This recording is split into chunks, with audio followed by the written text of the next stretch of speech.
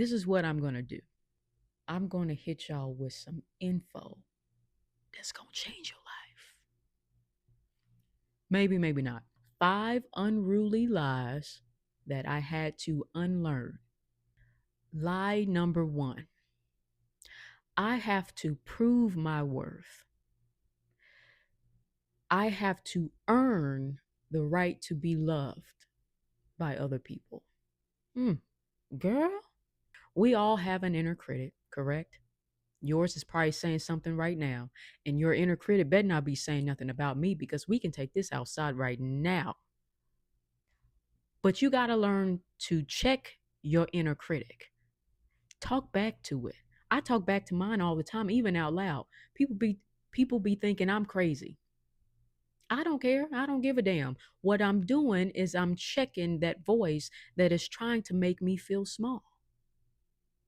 That voice came from somewhere, and I say that voice isn't me. That voice is trauma. That voice is anxiety. That voice is fear. That voice is insecurity. And really, it's there. Its intention is to protect me, even though it's harming me. Its intention is to protect me in the long run. So I don't. I ease up on it because of that. I say, listen, I know that you are telling me these things because you're trying to keep me in my comfort zone to protect me. However, what you are saying is not helpful. I need you to shut the hell up. But I have two different kinds. All right. I have one, she's grimy. She be saying some slick shit. And I have to be aggressive with her. I literally have to do a slow head turn and go, bitch. Who? Who? Who are you talking to? Because I am greatness. And I am worthy of love just for simply existing. Check yourself before you wreck yourself. Hey. And then I have the voice that she's a little bit more soft and timid. And she's just scared. And I have to talk a little bit more kindly to her. I think she's my inner child. She goes, well, Nita, we have to make ourselves look great. We have to earn people's love because we have all of these things that are wrong with us. I said, no, no, no, no, no, no, sweet thing. Yes, we have been through it, but we have been through it, and everything we've gone through has made us better. What the hell was that? Listen.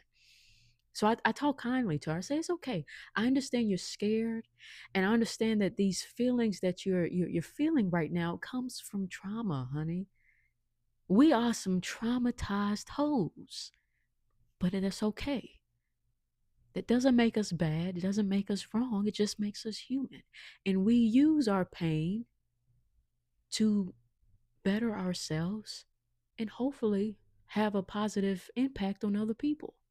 It's okay to feel what you're feeling, but we don't need to prove our worth to anybody because we are worthy just existing. Lie number 2: my baggage, which is my trauma and the mental health disorders I have, let's list them: complex PTSD, ADHD, anxiety disorder, bipolar 2 disorder. What a cocktail. My baggage makes me unlovable. This is one that's hard because its roots are all up and through my body, and I have to fight this one nearly every day. But again, remember we talked about talking back to our inner critic, and I do talk back. Oh, do I? And sure, there are some days that it might have the upper hand. It might be pushing me around a little bit, but I never fall.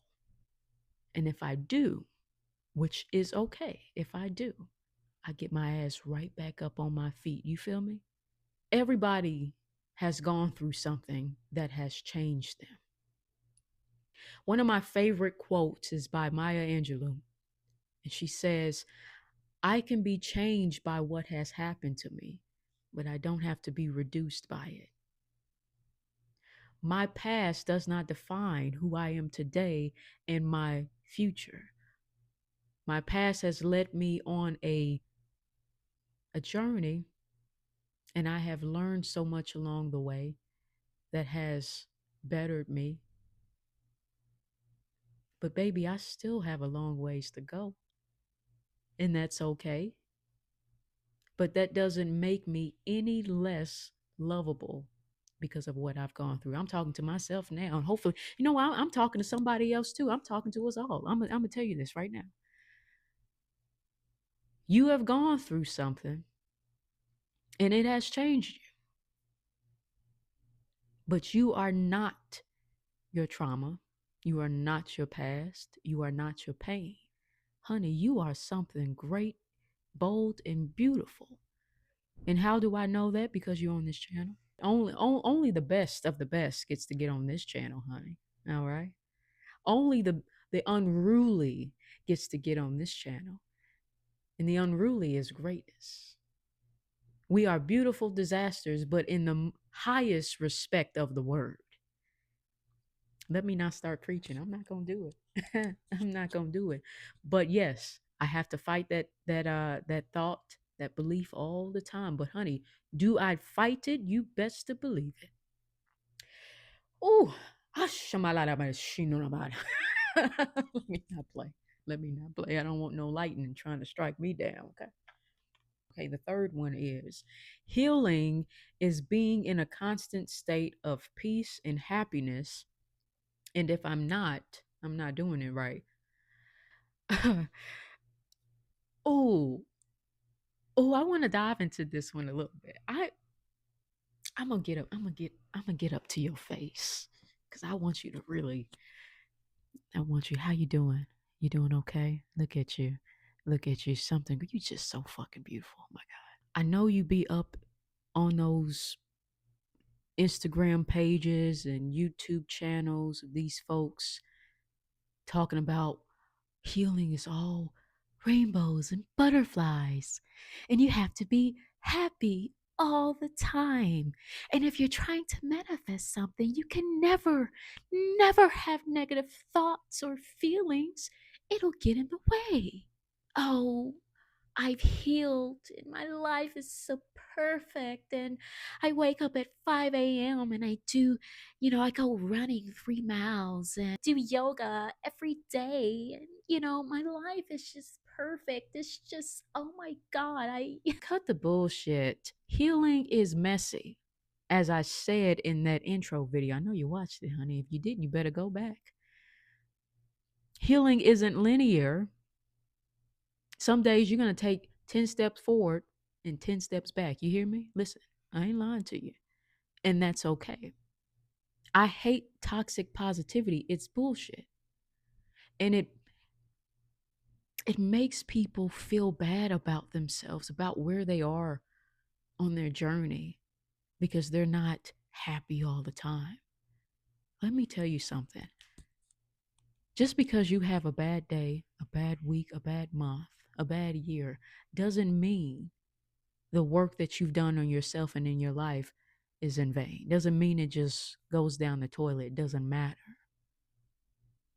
Just like, someone who is on a sobriety journey, which I am as well. I've more than over a year free of alcohol and any kind of drugs.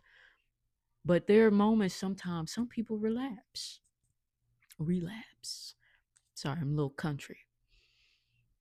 But it doesn't take away all of that time they had gained of being completely free of drugs and alcohol. And in some programs, I won't mention any names, they kind of shame you if you relapse a little bit. It's like, oh, now you relapse, you ruined your sobriety. Now you got to start over at day one. And sure, you can start over. You can start again. It's never too late. But that doesn't take away all that time that you were sober. You still have those days. They don't go anywhere. right?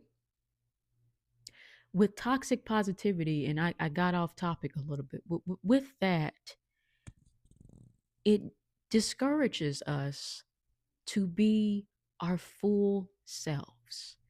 And it shames the part of us that doesn't always have it together, that doesn't always feel like getting out of bed, that doesn't always think the right things. Honey, we are human beings having a human experience, and the human experience is so many layers, good and bad, and everything in between. We cannot just cut off part of ourselves and call it healing. We cannot say or ignore that shadow side because, honey, that shadow side will sneak up on you and be like, listen, you can try to ignore me all you want to, but I'm going to keep knocking at your door till you answer. Do not deny parts of yourself. You don't have to have it all together. You don't have to be happy all the time. You're not. And just because you have one negative thought doesn't mean you are not worthy of achieving all that you desire to achieve. Doesn't mean your manifestation isn't on the way just because you feel bad one day. You hear me? So I want you to ignore that. All those toxic positive. Oh, here's another goddamn thing. One of the things my therapist said to me, and she used to grill this into my mind almost every session I would have with her, is that Nita, you do not need to be fully healed to be in a relationship and love someone else. You don't even need to know how to love yourself to be in a relationship and love someone else. Because let me tell you something, there's a lot of learning and growing that happens when you are in connection with another person. Sometimes it is the love of someone else for you that teaches you how to love both yourself and others. Sometimes it is the love of someone else for you that mends broken pieces. Sometimes it is the love of someone else for you that teaches you about life and yourself and how to be in harmony with others and work with others. Even when, like, let's say you're entering a relationship and you're not really great at communication, well, doesn't mean you can't learn that while being in a relationship with someone. You're going to gain being in a relationship is like being at a job. You're going in with a set of skills, right?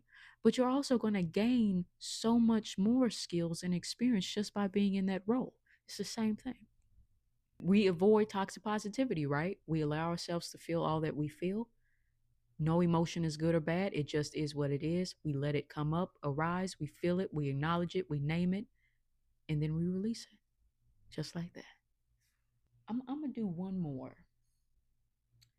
I think I might have said I was going to do five, but the last one doesn't really matter. I think the last one is covered in pretty much all of the ones I go through. So I'm just going to do one more, and I'm going to set you free along your, for you to go and fly high in the sky. So this one kind of falls too with what I've already said, but I wrote, I can't show up less than perfect and always have to have my SHIT together.